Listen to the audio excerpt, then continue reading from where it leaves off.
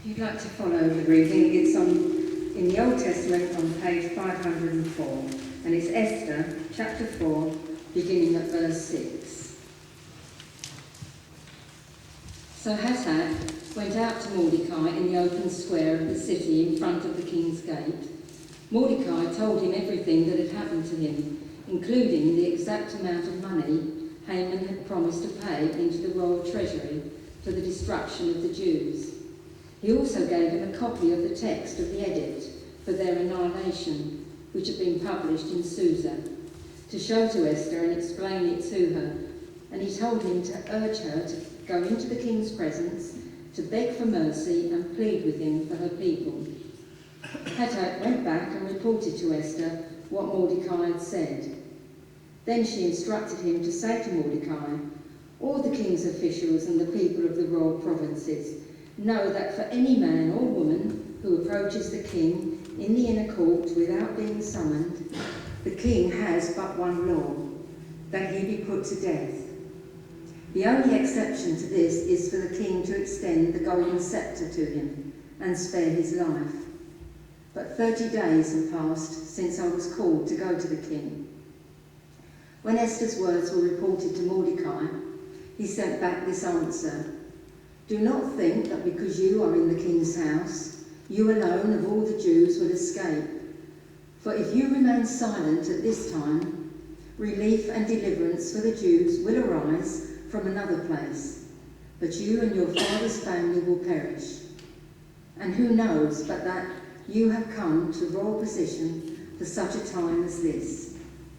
Then Esther sent this reply to Mordecai: "Go, gather together all the Jews who are in Susa and fast for me.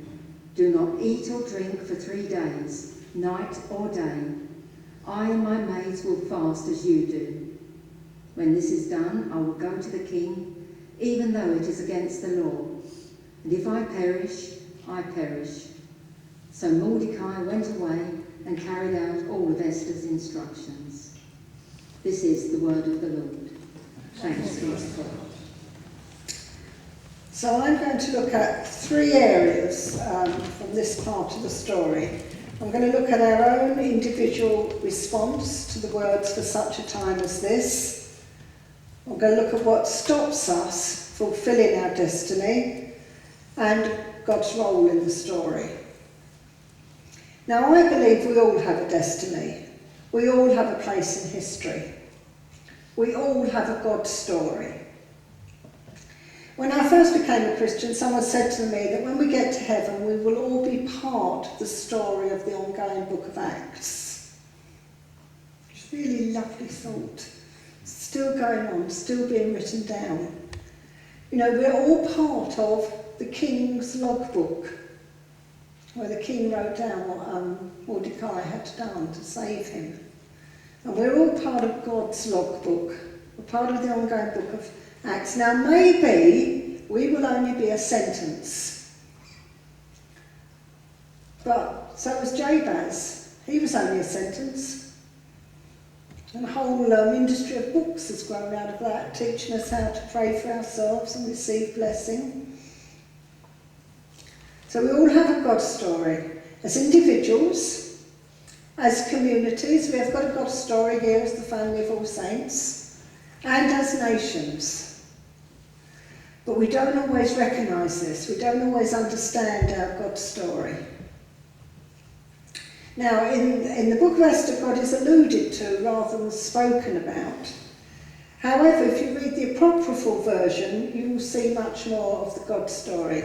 There, in the apocrypha, there's all of the prayers of what Esther prayed during the 3 days. And you tie those 2 stories together, and it's very much like happens to us. You can read one newspaper and you hear it, the story one way. You read another newspaper, same facts, but there's another story. Absolutely, so there's this different angle. Modern history and stories can often be told from more than one angle. And I'm going to tell you a story about Germany before the last World War and then modern Germany. You will know the story at one level, but I'm not sure all of you know the God story that goes with it.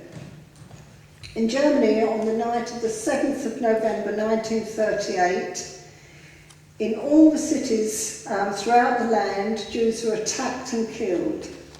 Their synagogues and businesses ransacked and burned. Joseph Goebbels, a modern-day Haman, was Hitler's minister of propaganda and wrote in his diary, "As I drive back to my hotel, I hear the shop window glass smashing. Bravo, bravo. The synagogues burn like great big old shacks." Now, most of us know that story. Here's the God story. Dietrich Bonhoeffer used his Bible as his diary. His daily meditation for the 9th of November 1938 was Psalm 74. And he underlines and dates verses 7 and 10. Verse 7, "They set the sanctuary on fire, burning it to the ground. They utterly defiled the place that bears your holy name." Verse 10, "How long, O God, will you allow our enemies to mock you? Will you let them dishonour your name forever?" And he wrote in the margin, he wrote on the bottom, you know, "Where are the prophets? What are you doing?" Dietrich Bonhoeffer, as you probably know, spoke out on radio programmes. He had returned to Germany from the United States and, like Esther, was ready to sacrifice himself.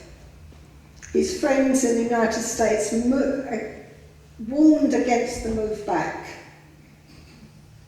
But he said, I'm quoting him, "I will have no right to participate in the reconstruction of Christian life in Germany after the war if I do not share in the trials of this time with my people."